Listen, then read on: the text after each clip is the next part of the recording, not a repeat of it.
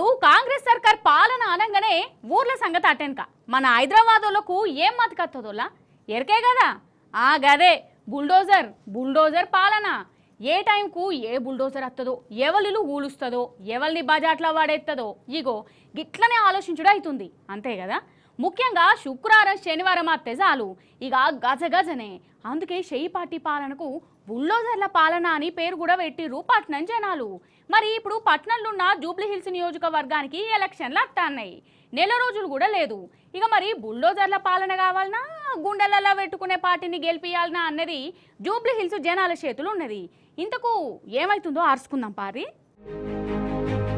ఇప్పుడు మన రాష్ట్రమంతా మన జూబ్లీ హిల్స్ నియోజకవర్గం దిక్కే చూస్తుంది కదా వచ్చే 11వ తారీఖు నాడే ఈడ ఉప ఎన్నికలు అవుతున్నాయి 10 ఏళ్ల బీఆర్ఎస్ పాలనలో హైదరాబాద్ ఎట్లుండే 2 ఏళ్ల షెయి పార్టీ పాలన ఎట్లయిపోయిందో ఇవన్నీ కళ్ళాడ చూసిరు కదా చూస్తూనే ఉన్నాం కూడా ఎవరిని గెలిపియాలి ఎవరికి బుద్ధి పట్టుక రావాలనో జూబ్లీ హిల్స్ నియోజకవర్గం జనాలు ఇప్పటికే ఫిక్స్ అయిపోయారు కూడా అందుకే ఈ బస్తీ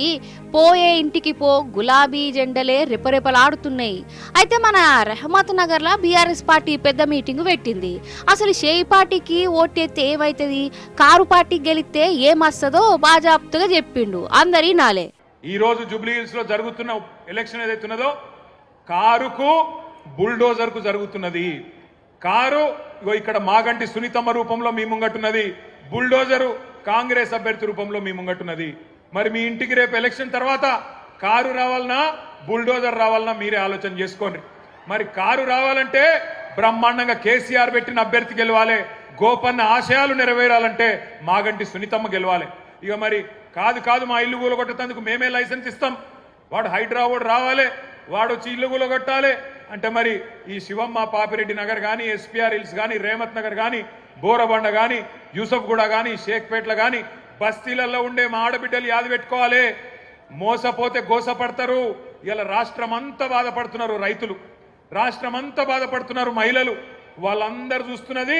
జూబ్లీ హిల్స్ దిక్కే చూస్తున్నారు అది సంగతి వాస్తవమేనా కదా షెయి పార్టీ వచ్చిన కాంచెల్లి ఒక్క ఇల్లు కట్టింది లేదు ఒక ఇటుక బిడ్డ మోసింది లేదు ఒక వంతెన కట్టింది లేదు ఒక్క బంగ్లా లేపింది కూడా లేదు కట్టినే గూలగొట్టుడు తప్ప గరీబోళ్ళు ఎట్లా రోడ్డు మీద పడ్డారో చూస్తూనే ఉన్నాం మనం బుల్డోజర్లు బస్తీ జనాల కాడికే పోయినాయి అందుకే ఇప్పుడు పట్నం జనం రేవంత్ సర్కార్ మీద కోపంతో ఉన్నారు ఈ కోపమంతా జూబ్లీ హిల్స్ ఎలక్షన్ల చూయించే పని పెట్టుకున్నారు ఇకనన్నా రేవంత్ కు బాధ అర్థమవుతుందని వాళ్ళ తన్లాట సునీతమ్మనే గెలుస్తుందేమో అందరు అక్క వేయాలి ఆమెకే వేయాలి మరి ఆ గోపీనాథ్ చనిపోయినందుకు ఆమెకి ఇలా పెడతారేమో ఆమెకి వేయాలి ఇక్కడ మాగంటి గోపీనాథ్ చనిపోయింది కదా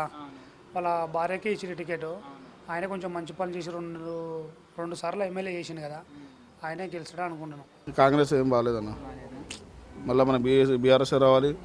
మన జూబ్లీస్లో మాగంటి సునీత గారు రావాలి ఖచ్చితంగా ఇంకో దిక్కు జూబ్లీహిల్స్ ఎమ్మెల్యేగా మాగంటి గోపీనాథ్ సార్ చేసిన డెవలప్మెంట్ కళ్ళ ముందు ఇంకా కనబడుతూనే ఉన్నది ఆయన రుణం తీర్చుకునే యాలైంది అంటారు అందుకే గోపీనాథ్ సార్ భార్య మాగంటి సునీతక్క పోటీ చేస్తున్నదని ఎరకవుడుతోటే ఇక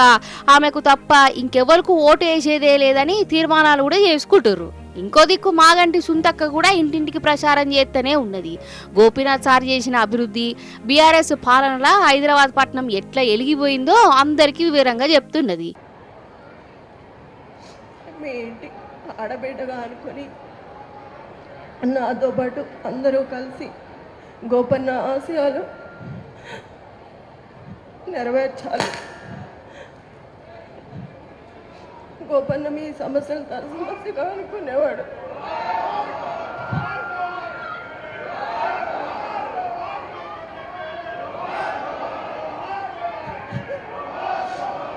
ఎంతమంది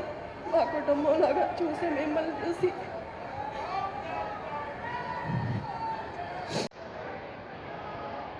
నిజం చెప్తున్నా జనాలే కాదు ఆఖరికి కాంగ్రెస్ పార్టీ కార్యకర్తలు కూడా మాగంటి సునీతక్కకే ఓటేద్దాం అన్నట్టున్నారులా